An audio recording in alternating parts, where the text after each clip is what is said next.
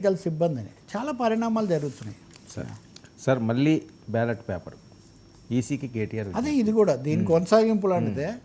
అన్ని పార్టీలు కలుసుకున్నట్టే బీఆర్ఎస్ తరఫున కేటీఆర్ నిన్న ఎన్నికల సంఘంతో కలిసి బయటకు వచ్చి మాట్లాడారు.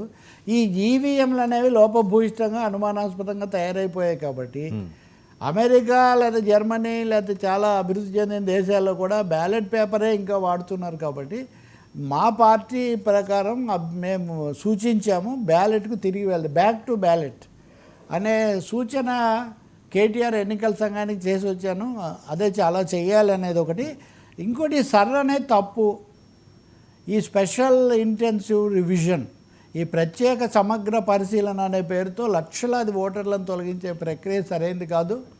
సరైన సమయం ఇచ్చే ఓటర్ల పరిశీలన చేయాలి అని కూడా కేటీఆర్ గట్టిగా చెప్పారు. మనకు తెలుసు వైసీపీ వాళ్ళు అంతకుముందు అదే చెప్పారు. తెలుగుదేశం పార్టీ కూడా ఆ విషయానికి వస్తే వాళ్ళు కూడా ఇప్పుడే వచ్చి మా రాష్ట్రంలో మీరు రివిజన్ చేయండి, తగినంత సమయం ఉంటుంది, అప్పుడెప్పుడో చేస్తే కుదరదు, దానివల్ల సమస్యలు వస్తాయని కూడా వాళ్ళు చెప్పారు.